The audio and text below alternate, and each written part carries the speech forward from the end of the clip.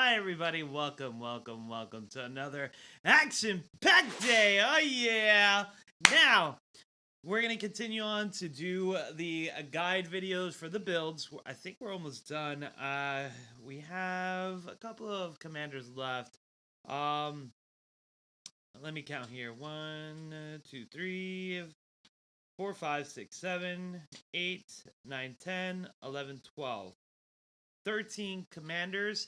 We're going to be doing 2 today, which is going to be our first boy, Agzok, and then I'll announce the other one once I do that one too. But let's dive in. But before I do that, if you have never played the Lord of the Rings game, you can easily download the link, boop, right below. And if you do like my content, please make sure to like and subscribe. It helps a lot. So let's dive into it. Let's get into some guides and build. All right. You're a lesser son of greater science. All right. So what we have here is Agzok. So let's go find him right here. Agzok is a character from the Middle Earth games. He's also in the books, if I believe so. He is a crazy good character for a starter. Common. This guy really has what it takes to make sure that you're going to be able to be significant enough as a new player. He's one of the best beginning friendly commanders out there right now. He does tons of damage. He's like a miniature Luz. We will be able to do him later on, but for people who do know him, you already know how great he is. So he actually does a lot of damage. Really good. So let's go into it. He is might built. Straight for the might. What you got to do is you got to go into the might. So you want to equip your Axe of Kazadim for the really strong might damage. Actually, this is another good one, which is Gigantic Hammer. Increases might, +2 attack, and large units get a +30 attack, which is really good. Another thing that you might want to look at is, of course, the Battle Axe. The Battle Axe is really good. I would suggest to do the Flay. That one ignores 5% of the target defense, and if you do level up max, I believe it's 20, which is really decent, or 25. I think it's 25, which is really good, really steady, and it can boost your unit's attack power greatly. Another armor that you would like to use, you can go with the golden skin. It's fine, but you probably want to go with the superior Hackberg.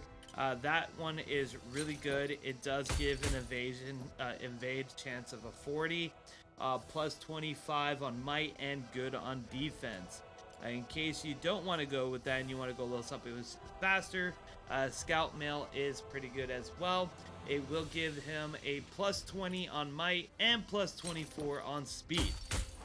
Going with the helms, be honest with you, full helm is really good. +30 on might. You're gonna get every 2 turns. If you want to do inspired, that's a really good ability. Another one that you could possibly do, Bone Mass is okay. It will give your allies heal. I would go the one with Hysteria affecting the madness. That one is pretty good, but full helm is gonna be the best. You want to go pure might, high damage in might. Boost your might damage because he does physical damage, and also the type of units you're going to put on him are really heavy physical. Now, for treasure, you could put the White Hand if you're going with Berserkers. This is actually pretty good for Berserkers. But for the might itself, I would probably recommend doing drums. Drums are really good because it gives you a +2 attack. And you can recover. And by the way, guys, if you hear raining and thundering, it is storming outside, so I do apologize. But added to the effects of the evil faction. Anyways, never use any. My rule of thumb, if you're evil, never use any good faction treasures. they mostly will hurt you because some of their buffs won't affect your units. So they're better to throw away and boost your more evil faction. Now, Epic is a different story. Drums of Moria is used a lot. You could use it. There's some epic good factions that are pretty decent that won't hurt you 100%. But often they will have abilities like this, like Siege Army only for dwarves +2. Evil factions, you don't get dwarves.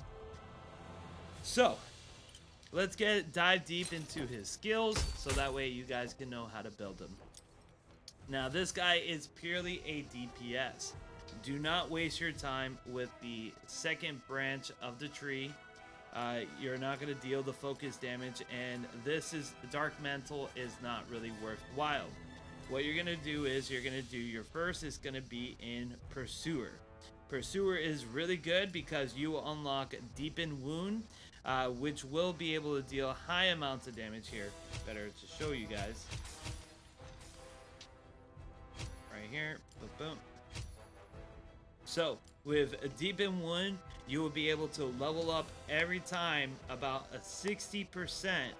About 6% on the damage they receive next. Plus, it boosts on your might effect. Because after all, we are going to boost his might. So, any skill that actually encourage more damage due to might, you want to be able to put. Deepen Wound is really good, as well as Overwhelm. Overwhelm gives some additional physical damage. This is also affected by might. These are actually cooldowns of every 2 rounds, so you're going to constantly use this incredibly continuously. Now, there is 2 ways to build him after Pursuer. It's all going to be might focus. One, you can go the Shadow of the Mist way or the Mountain Warriors. Now, what I would recommend is committing to him. If you like him, commit to him, get him to respect level 15, and you will be able to unlock both of these with the Pursuer. Then you would just have to focus on where you want to go as far as top tree, bottom tree, but they all work. But for starting players, you may find it easier to go with Shadow of the Mist because it's going to do continuous damage. It has Rush, so this is going to be taking place immediately on turn 3. Right here, you have another turn 3. So remember, turn 2, you're dealing this damage. Turn 3, you're going to be dealing all this damage here. So you're gonna get the Laceration, which is going to inflict bleed. So when you do have that, so that way players can see how this looks. When you do have that, it increases 10 every turn. That's crazy because it's going to deal 70 damage. 70% damage for 3 rounds. And this goes off again on round 6. So you're doing stack damage. It is wonderful. It does stop heal. If you get annoyed and you don't have an anti-healer, bleed is one of the other best abilities that you can use on him. Really good. They just work phenomenal. They really do work absolutely phenomenal. The other one is actually going right here. 50% of getting damage and increased by 7, so you're going to be able to get a decent about 60 to 70% damage more, which is really good because this is going to go off every turn. So that way when you're going on round 2 and round 3, that's going to be great. But let's say you want it, if you're facing against range, if you're fighting against elves, you may not want to do the Shadow of Mist. You may want to do the Mountain Warriors because the Mountain Warrior is going to crush and destroy range units. But it also has Heartseeker. Heartseeker is one of the best moves for physical damage in the game right now because how much damage it deals. Just so you guys can know what it looks like as far as an increase go. Heartseeker increases by 36% every time you level up. 36%. you're talking about whopping 250 damage. And just to show you, we have another commander who has that ability. Boom. 250 damage. That's the max that it's gonna deal. It is amazing. It deals the damage once first turn. So now you're starting to see, okay, so every turn, you know, what now you can go without Seekers. If you don't want Seekers, you don't need Seekers, but Heartseeker is definitely amazing. It definitely will be able, because what you're doing is turn 1 you Heartseek, turn 2 you're gonna Deepen Wound and Overwhelm, and turn 3 you're gonna Shadow the Mist, you're gonna Laceration, and then, well, you don't need to do Weapon Expertise, but it is great for damage boost. So if you want, that's the kind of tree I would recommend. Here, I'll show you guys again. You would go here, make sure to get these 2 items here. You're gonna go here, and this is if you get to level, like, you're really max ranking them, increasing their wisdom to max, and you're getting 15. The ultimate build would be this. So you're gonna level all these up to level 15, get your speed boost up, because it's gonna modify speed here, so you can increase. He is pretty quick, pretty fast. If you boost the commander's speed, it's just gonna deal even more damage, because it's gonna do bonus damage. Again, right here, you're gonna be able to hit, go Overwhelm, Deepen Wound. So every turn, you're gonna be able to use this attack greatly. Every turn. So it'll be turn 1, Heartseek. Turn 2, these 2 right here. Turn 3, you're gonna do Shadow of the Mist, Laceration. Turn 4, back to Deepen Wound and Overwhelm. Turn 5, that's the only one that you're gonna probably be doing stagnant damage. But then turn 6 hit, you're dealing with this. You're gonna end up doing these 2 right here, and then you're gonna be able to do your Deepen Wounds. Turn 7, again, you're gonna pause. Turn 8, bang, again with Deepen Wound and Overwhelm. So you're stacking that damage continuously as you're hitting them. So what units go really well with this guy? I'm glad you asked. So with him, I highly recommend doing Reapers.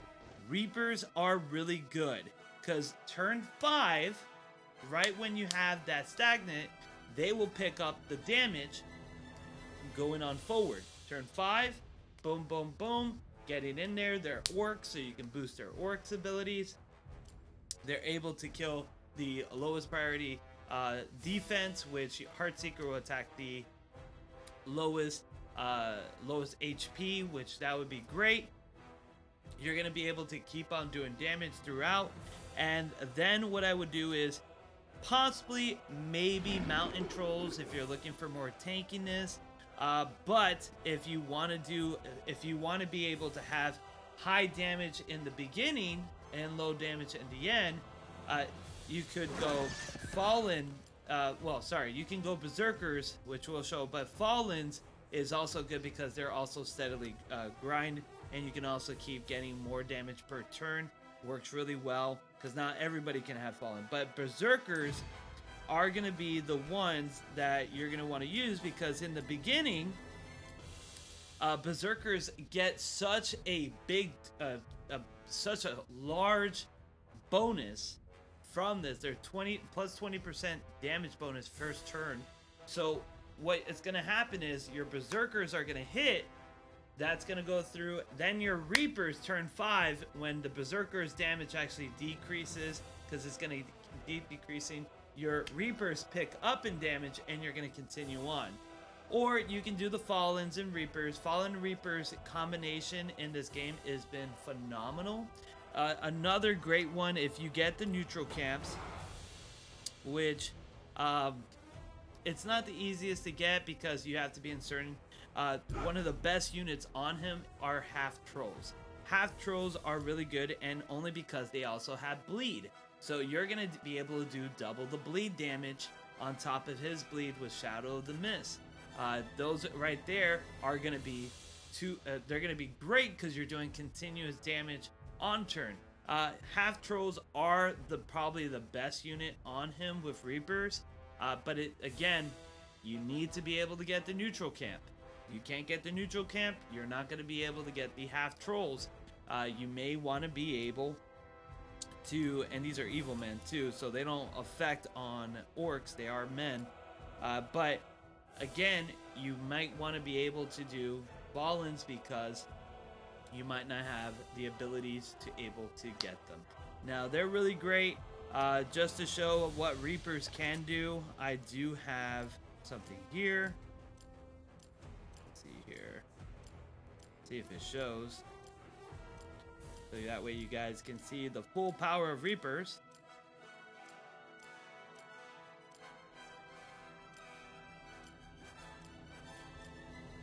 Okay, so this person, really high. Yes. Okay, I don't think anybody else hit him. So this person's a level 50. I'm using level 40, but this person is purely broke. She's just too good right now. She needs a nerf. She can solo 5 commanders, even at level 50. She's just too good because of her avoidance, and there's just so much that she does. But right here, we're going to be able to show you what Reapers can do. Hopefully. So, this is just so you know what Reapers and Fallen. This is a great combination for people who have never used Reapers and Fallens. They do work really well together because right when the Fallen stacks up their damage, which is round 5, your Reapers are going to be boosted up, and you have 2 amazing units doing high DPS past round 5 if your opponent survives, because honestly Reapers and Fallens do massive damage, and it is quite fun to watch them. So we're focusing on this unit here. Let's see if we can get some damage on here. Precision blows. Now I love this combination on Larthur because there's all the units have to attack the Fallens, which only makes their stacks even better. Every time they hit, they're actually gonna just keep stacking the damage on the Fallen, and the Fallens get stronger. So there's nothing they can do, and leaves the Reapers 100% able to just attack freely. But you can do mountain trolls as well if you don't have Larthur's ability on Agzok, because Agzok, they will be able to do those kind of damages. Boom, 9,000 damage right there. And these are highly defensible units. They're all broken because they have super high defense. Right there, 86. That has 59, and then you have this guy, which is 68. So Reapers can be able to do damage continuously, and they keep growing on that. So that's pretty much it. That's what I would recommend for Agzok. He is a great, one of my favorite starting commanders. I used to use him a lot in season 1. So yeah, if you guys like him, use him. He's really good, very good to commit, and pretty solid as a damage dealer and a continuous damage. Half trolls really have boosted his rates up. If you get half trolls on him, he really outperforms a lot of other evil commanders as far as commons and some epics. He's really good. So thank you all for watching. It's appreciated, and sorry, I hope you stick around for the next video. Bye.